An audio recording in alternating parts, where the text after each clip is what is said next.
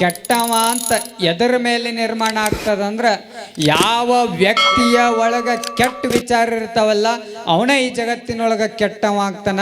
ಯಾವ ವ್ಯಕ್ತಿಯ ತಲೆ ಒಳಗ ಒಳ್ಳೆ ವಿಚಾರಗಳಿರ್ತಾವಲ್ಲ ಅವನೇ ಈ ಜಗತ್ತಿನೊಳಗ ದೊಡ್ಡ ಶ್ರೇಷ್ಠ ವ್ಯಕ್ತಿ ಆಗ್ತಾನ ಅಂತಕ್ಕಂಥದ್ದು ಅರ್ಥ ಮಾಡ್ಕೊಳ್ಬೇಕು. ಅಣ್ಣ ಬಸವಣ್ಣನವರ ತಲೆ ಒಳಗ ಒಳ್ಳೆ ವಿಚಾರಗಳಿದ್ದು ಅವರು ದೊಡ್ಡವರಾದ್ರು. ಈ ಜಗತ್ತಿನೊಳಗ ನೀವೆಲ್ಲ ಗಾಂಧೀಜಿಯವರು ಅವರು ತಲೆ ಒಳಗ ಒಳ್ಳೆ ವಿಚಾರಗಳಿದ್ದು ಅವರು ಈ ಜಗತ್ತಿಗೆ ಎಕ್ಸಾಂಪಲ್ ಆದರು. ಅದೇ ಕಾಲಿನಲ್ಲಿರ್ತಕ್ಕಂಥ ಹಿಟ್ಲರ್ ಅವನ ತಲೆ ಒಳಗ ಕೆಟ್ಟ ವಿಚಾರಗಳಿದ್ದು ಅವ ಈ ಜಗತ್ತಿನೊಳಗೆ ವಾರ್ನಿಂಗ್ ಆದ. ಗಾಂಧೀಜಿ ಎಕ್ಸಾಂಪಲ್ ಆದ, ಹಿಟ್ಲರ್ ವಾರ್ನಿಂಗ್ ಆದ. ನಿಮ್ಗೆ ಸರಳ ಹೇಳ್ಬೇಕಾಗಿತ್ತಂದ್ರ ಸರ್ ಎಂ ವಿಶ್ವೇಶ್ವರಯ್ಯನ ತಲೆ ಒಳಗ ಒಳ್ಳೆ ವಿಚಾರಗಳಿದ್ದು ಅವ ಒಳ್ಳೆವಾದ. ಅದೇ ಕಾಲ್ನಲ್ಲಿರ್ತಕ್ಕಂಥ ವೀರಪ್ಪಣ್ಣ ಡಾಕ್ಟರ್ ರಾಜ್ಕುಮಾರ್ ಅವ್ರನ್ನ ಕಿಡ್ನಾಪ್ ಮಾಡಿರ್ತಕ್ಕಂಥ ಏನು ವೀರಪ್ಪಣ್ಣ ಇದ್ನಲ್ಲ ಅವ ಈ ಜಗತ್ತಿನೊಳಗೆ ಕೆಟ್ಟವಾದ. ಯಾಕಂದ್ರೆ ಒಂದು ತಲೆ ಒಳಗೆ ಕೆಟ್ಟ ವಿಚಾರಗಳಿತ್ತು. ಇಷ್ಟ ಅರ್ಥ ಮಾಡ್ಕೊಳ್ಬೇಕು ನೀವೆಲ್ಲ.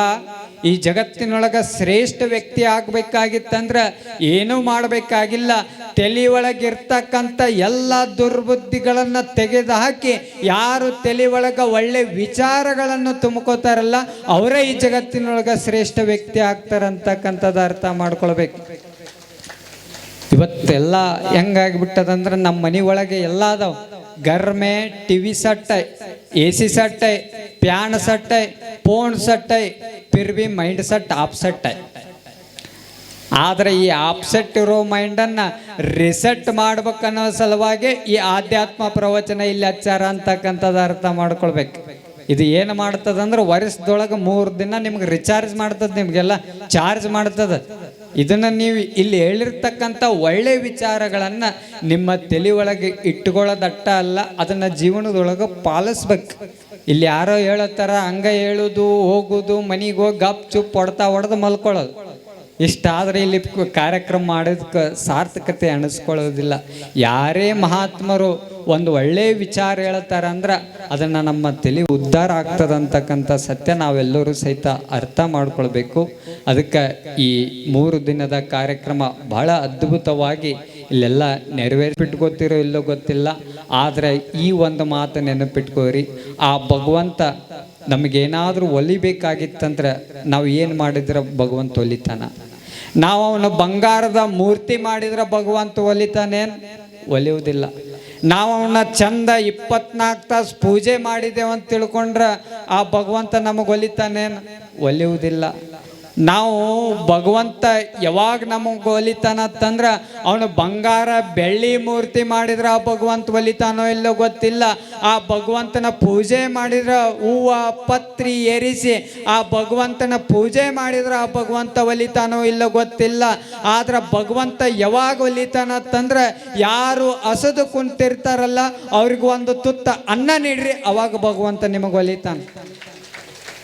ಯಾರು ನನಗೆ ಯಾರು ಇಲ್ಲ ಅಂತ ಕುಳಿತುಕೊಂಡಿರ್ತಾರಲ್ಲ ಅವ್ರ ಹತ್ರ ಹೋಗಿ ಅವ್ರ ಕಣ್ಣೀರು ಹರಿಸಿ ನಿನ್ನ ಜೊತೆ ನಾ ಅದಿನ ಅಂತ ಅವರಿಗೆ 1-2 ಮಾತುಗಳನ್ನು ಹೇಳ್ರಿ, ಅವಾಗ ನಿಮಗೆ ಭಗವಂತ ಒಲಿತಾನ ಅಂತಕ್ಕಂಥ ಸತ್ಯ ಅರ್ಥ ಮಾಡ್ಕೊಳ್ಬೇಕು.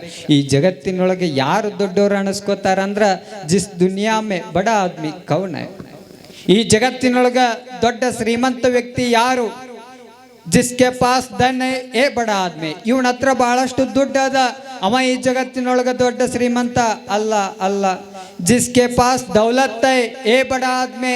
ಇವನ ಹತ್ರ ಅಧಿಕಾರ ಅದ, ಇವ ಶಾಸಕ ಅದನ, ಇವ ಮುಖ್ಯಮಂತ್ರಿ ಅದನ, ಇವ ಪ್ರಧಾನ ಮಂತ್ರಿ ಅದನ, ಅವ ಈ ಜಗತ್ತಿನೊಳಗೆ ದೊಡ್ಡ ಶ್ರೀಮಂತ ಅಲ್ಲ. ಅಲ್ಲ ಅಲ್ಲ ಅದಕ್ಕೂ ಒಪ್ಪುಗಳಿಲ್ಲ. ಇನ್ನೊಬ್ಬ ನಿಂತ ಹೇಳ್ತಾನ ಜಿಸ್ಕೆ ಪಾಸ್ ವಿದ್ಯಾ ಹೇ ಏ ಬಡ ಆದ್ಮೆ.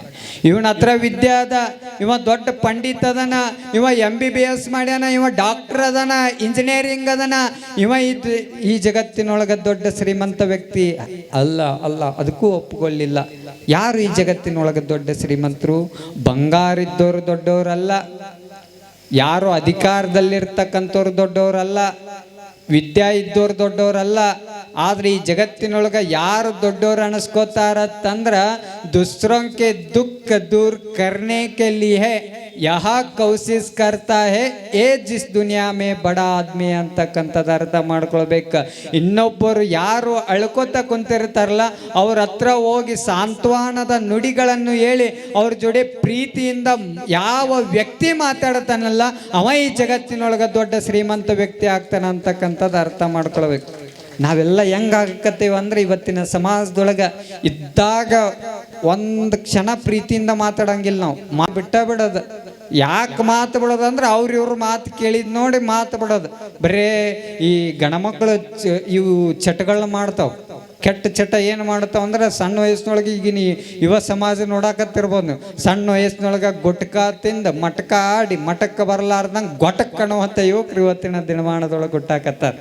ಆದ್ರೆ ಈ ಪ್ರವಚನ ಯಾಕೆ ಹಚ್ಚಾರ ಅಂದ್ರೆ ನಮ್ಮ ಕಮಿಟಿಯವರು ಸಣ್ಣ ವಯಸ್ಸಿನೊಳಗೆ ಚಟ ಮಾಡಿ ಚಟ್ಟಕ್ಕೇರುವಂಥ ಯುವಕರು ನಮ್ಮ ದರೂರು ಗ್ರಾಮದೊಳಗೆ ನಿರ್ಮಾಣ ಆಗಬಾರ್ದು. ಚಿಕ್ಕ ವಯಸ್ಸಿನೊಳಗ 18-21ನೇ ವಯಸ್ಸಿನೊಳಗ ಇಡೀ ಭಾರತದ ಸ್ವತಂತ್ರಕ್ಕಾಗಿ ಹೋರಾಡಿರ್ತಕ್ಕಂಥ ಭಗತ್ ಸಿಂಗ್ನಂತ ಯುವಕರು ಪ್ರತಿ ಹಳ್ಳಿ ಒಳಗ ಈ ದರೂರು ಗ್ರಾಮದೊಳಗೆ ನಿರ್ಮಾಣ ಆಗ್ಬೇಕಂತ ತಿಳ್ಕೊಂಡು ಈ ಆಧ್ಯಾತ್ಮ ಪ್ರವಚನ ಇಲ್ಲಿ ಹಚ್ಚಾರ ಅಂತಕ್ಕಂಥದ್ದು ಅರ್ಥ ಮಾಡ್ಕೊಳ್ಬೇಕು. ಯಾರು ಕೂಡ ಚಟ ಮಾಡಕ್ ಹೋಗ್ಬಾರ್ದು.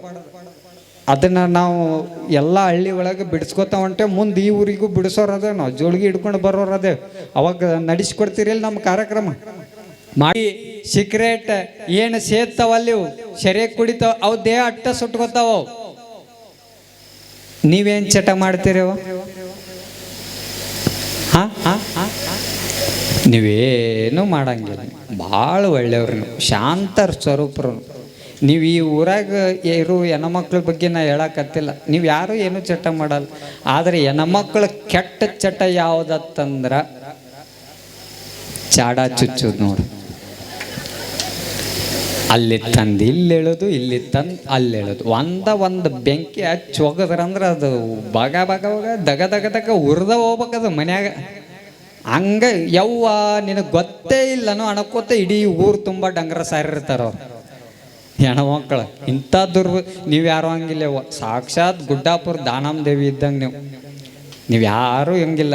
ನಮ್ಮ ಕಡೆ ಹೇಳಕತ್ತೀನಿ. ಆ ಕಡೆ ಮತ್ತು ಹತ್ತನೇ ಇವತ್ತು ಈ ಕಾರ್ಯಕ್ರಮ ಮುಗಿ ಮಟ್ಟ ಇರೋದು ವಜ್ಜಾಗಿತ್ತಂತೀನಿ. ನಿಮ್ಮ ಬಗ್ಗೆ ನಾ ಮಾತಾಡಿ ಆಮೇಲೆ ನನಗೆ ಕಾರ್ ಹೊರಗೆ ದಾಟಂಗಿಲ್ಲ ಅದು. ನೀವು ಈ ಊರಾಗ ಭಾಳ ಒಳ್ಳೆಯವ್ರು ಅದೇರಿ. ಹಿಂಗೆ ಇವ್ರು ನಾವು ಎದಕ್ಕೆ ನಮ್ಮ ಜೀವನವನ್ನು ಹಾಳು ಮಾಡ್ಕೊಳಕತ್ತೇವತ್ತಂದ್ರೆ ಬರೀ ಇವರು ಹೇಳಿರ್ತಕ್ಕಂಥ ಚಾಡದ ಮಾತುಗಳನ್ನು ಕೇಳಿಕೆಸಿಂದ ನಮ್ಮ ಮನೆಯನ್ನು ನಾವು ಇವತ್ತಿನ ದಿವಸ ಮೂರಾಬಟ್ಟಿ ಮಾಡ್ಕೊಳಕತ್ತೇವಿ. ಇನ್ನೊಬ್ಬರ ಜೋಡಿ ಮಾತು ಬಿಡೋದು ನಾವೆಲ್ಲರೂ ಕೂಡ ಮಾಡ್ತಾ ಇದ್ದೇವೆ ಇವತ್ತಿನ ಸಮಾಜದೊಳಗೆ. ಅದಕ್ಕೆ ನಿಮ್ಗೆ ಹೇಳೋದಿಟ್ಟ, ಯಾರ ಜೋಡಿ ಏನು ಮಾಡೋದು, ಏನು ದ್ವೇಷ ಸಾರಿಸಿ ಏನೂ ತೆಗೆದುಕೊಂಡು ಹೋಗೋದಿಲ್ಲ. ನೀವು ಜೀವನದೊಳಗೆ ಇಟ್ಟ ಇರ್ರಿ. ಯಾರ ನಿಮ್ಗೆ ನಿಂದನೆ ಮಾತಾಡಲ್ಯಾಕ, ಇನ್ನೊಬ್ಬರು ನಿಮಗೆ ಬೈಯಾಳ್ಯಾಕ ಹೀಯಾಳಸಲ್ಯಾಕ ನೀವು ಯಾರು ಏನು ಮಾಡಕ್ಕೆ ಹೋಗ್ಬೇಡ್ರಿ. ಸುಮ್ಮಿದ್ದು ಬಿಡ್ಬೇಕು. ದೇವ್ರಿದ್ದಂಗೆ ಇದ್ದು ಬಿಡ್ಬೇಕು. ನೀವು ದೇವ್ರಿದ್ದಂಗಿದ್ರೆ ನೀವ ದೇವ್ರೇ ಆಗ್ಬಿಡ್ತೀರಿ. ಅವಾಗ ನೀವು ಸುಮ್ಮಿದ್ರು ಕೂಡ ಅವ್ರು ಯಾರ ನಿಮಗೆ ಕೆಟ್ಟದ್ದು ಬಯಸಿದವ್ರು ಇರ್ತಾರಲ್ಲ, ನೀವು ಸುಮ್ಮಿದ್ರು ಕೂಡ ಆ ಭಗವಂತ ಕರ್ಮ ಅಂತಕ್ಕಂಥದ್ದು ಅವರಿಗೆ ಸುಮ್ಮನೆ ಬಿಡಲ್ಲ ಅಂತಕ್ಕಂಥ ಸತ್ಯ ಅರ್ಥ ಮಾಡ್ಕೊಳ್ಬೇಕು ನೀವೆಲ್ಲರೂ ಸಹಿತ. ನಿಮ್ಗೆ ಯಾರು ಅವ್ರು ಮಾಟ ಮಾಡ್ಸ್ಯಾರ, ಮಂತ್ರ ಮಾಡ್ಸ್ಯಾರ, ಏನು ಮಾಡ್ತ ಅವು ಏನು ನಡೆಯಂಗ ಇಲ್ಲ ಈಗಿನ ಕಾಲದೊಳಗೆ. ಅವ್ರು ಮಾಟ ಮಾಡ್ಸ್ಯಾರ, ಮಂತ್ರ ಮಾಡ್ಸ್ಯಾರ, ಏನಿರ್ತ. ಒಂದು ಕಾಲದೊಳಗೆ ಯಂತ್ರಗಳು ಭಾಳ ಕೆಲಸ ಮಾಡ್ತಿದ್ದೆ. ಅದನ್ನು ಬಿಟ್ಟರೆ ಒಂದು ಕಾಲದೊಳಗೆ ಮಂತ್ರಗಳ ಭಾಳ ಕೆಲಸ ಮಾಡ್ತಿದ್ದ, ಒಂದು ಕಾಲದೊಳಗೆ ತಂತ್ರಗಳ ಭಾಳ ಕೆಲಸ ಮಾಡ್ತಿದ್ದ. ಆದರೆ ಇವತ್ತಿನ ಸಮಾಜದೊಳಗೆ ಯಾವ ಯಂತ್ರ ಮಂತ್ರ ತಂತ್ರ ಯಾವ ಕೂಡ ಕೆಲಸ ಮಾಡಲ್ಲ. ಇವತ್ತಿನ ಸಮಾಜದೊಳಗೆ ಯಾವ ಕೆಲಸ ಮಾಡ್ತಾವಂತಂದ್ರೆ ಬರೀ ಕುತಂತ್ರಗಳು ಭಾಳ ಕೆಲಸ ಮಾಡ್ತಾವ ಅಂತಕ್ಕಂಥದ್ದು ಅರ್ಥ ಮಾಡ್ಕೊಳ್ಬೇಕು. ಇವತ್ತು ಬರೀ ಕುತಂತ್ರಗಳ ಭಾಳ ಚಂದ ನೋಡ್ಬೇಕು. ನಿಮ್ಮ ಮುಂದೆ ಬಂದು ಬಾರಿ ಬಾರಿ ನೀ ಬಾರಿ ಅಂತ ಹೊಗಳಿ ಹಿಡ್ತಾರೆ. ಮುಂದೆ ಬಾರಿ ನೀವು ಅಜ್ಜರ ಬಾರಿ, ನಿಮ್ಮಂತವ್ರು ಯಾರು ಇಲ್ಲ ಅಂತ ಮುಂದೆ ಭಾಳ ಹೇಳ್ತಾರೆ.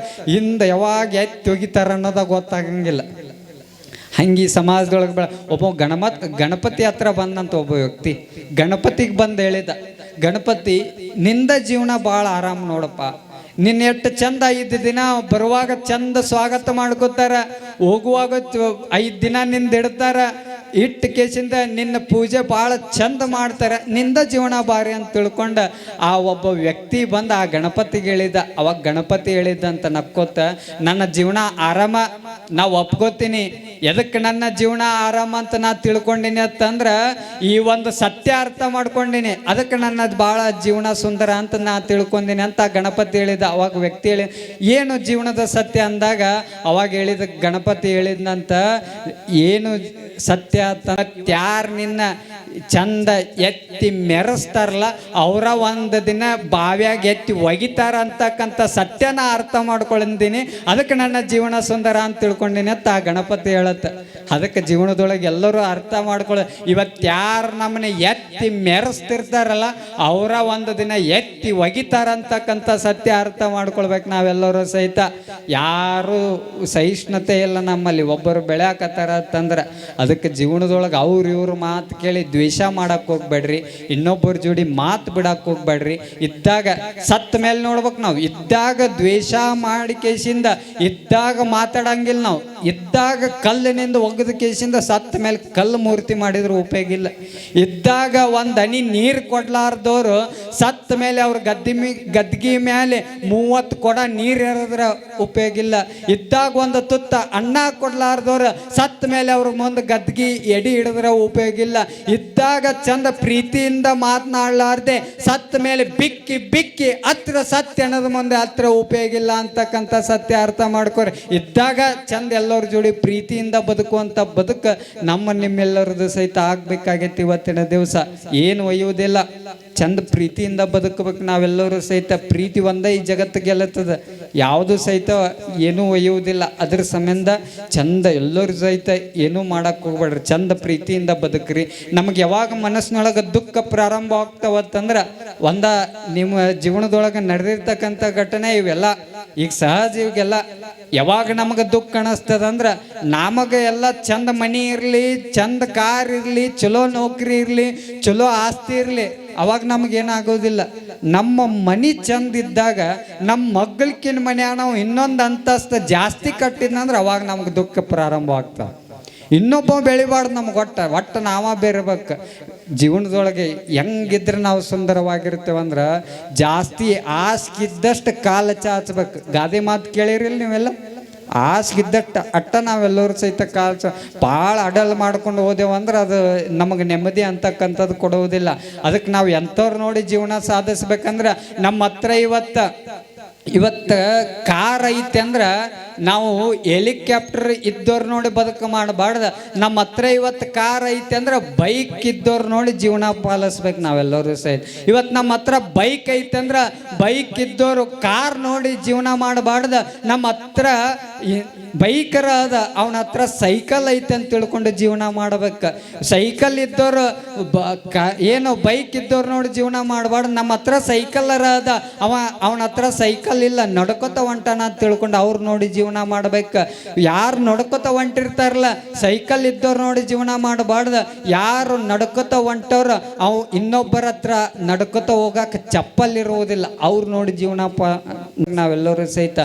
ಚಪ್ಪಲ್ ಇದ್ದವರು ಸೈಕಲ್ ನೋಡಿ ಜೀವನ ಮಾಡಬಾರ್ದು. ಚಪ್ಪಲ್ ಇದ್ದವ್ರು ನನಗೆ ಒಂದು ಸ್ವಲ್ಪ ಕಾಲರ ಕೊಟ್ಟನ ಭಗವಂತ, ನಮಗೆ ನಡೆದಾಡಕ್ಕೆ ಕಾಲರ ಕೊಟ್ಟನ. ಒಬ್ಬೊಬ್ಬರು ಕಾಲ ಕೊಟ್ಟಿಲ್ಲ, ಕುಂಟ ಕಾಲು ತೊಗೊಂಡು ಅಡ್ಡಾಡಕತ್ತಾರ, ಅವ್ರು ನೋಡಿ ಜೀವನ ಮಾಡ್ಬೇಕು ನಾವೆಲ್ಲರೂ ಸಹಿತ. ಕುಂಟ ಕಾಲಿಂದ ಅಡ್ಡಾಡಕತ್ತವ್ರು ಅನ್ಕೋಬೇಕು. ಎರಡು ಕಾಲಿದ್ದವ್ರು ನೋಡಿ ಜೀವನ ಬದುಕಬಾರ್ದು. ಒಬ್ಬೊಬ್ಬರ ಹತ್ರ ಎರಡು ಕಾಲು ಇರೋದೇ ಇಲ್ಲ, ಅಂಥವ್ರು ನೋಡಿ ಜೀವನ ಪಾಲಿಸ್ಬೇಕು ನಾವು. ಭಾಳ ಇದ್ದವ್ರು ನೋಡಿ ಬದುಕಬಾರ್ದು. ಏನೂ ಇರಲ್ಲ, ನಮ್ಗಿಟ್ರ ಕೊಟ್ಟನ ಭಗವಂತ, ಬದುಕಿಟ್ರ ಕೊಟ್ಟನ ಭಗವಂತ. ಒಬ್ಬೊಬ್ರಿಗೆ ಏನೂ ಕೊಟ್ಟಿಲ್ಲ. ಎಂಥ ಒಂದು ಸತ್ಯ ಏನು ಅರ್ಥ ಮಾಡ್ಕೊ, ಎಂಥ ಶ್ರೀಮಂತ ಬಡವಾಗಿರ್ಲಕ್ಕ ಎಲ್ಲರೂ ಮಲ್ಕೊಳ್ಳುವಂಥ ಜಾಗ ಎಷ್ಟೇವ. ಭಾಳ ಶ್ರೀಮಂತದ ನೀವ ಅಂತ ತಿಳ್ಕೊಂಡು ಭಾಳ ಏನು 3-4-50 ಅಂತಸ್ತು ಮನೆ ಕಟ್ಟ್ಯಾಣ ಅಂತ ತಿಳ್ಕೊಂಡು 20 ಬೆಡ್ರೂಮ್ ಕಟ್ಟ್ಯಾಣ ಅಂತ ತಿಳ್ಕೊಂಡು ಅವ ಏನು 20 ಬೆಡ್ರೂಮ್ದಾಗ 1 ತಾಸು ಈ ಬೆಡ್ರೂಮ, 1 ತಾಸು ಆ ಬೆಡ್ರೂಮ, 1 ತಾಸು ಆ ಬೆಡ್ರೂಮ್, 20 ಬೆಡ್ರೂಮ್ ಚೇಂಜ್ ಮಾಡ್ತಾನೆ? ಇಲ್ಲ. ನಾವೊಂದು ಕ್ವಶನ್ ಕೇಳ್ತೀನಿ ನಿಮಗೆಲ್ಲ. ಈ ಈ ಈ ಭೂಮಂಡಲದೊಳಗೆ ಎಷ್ಟೋ ಖಂಡಗಳದಾವು.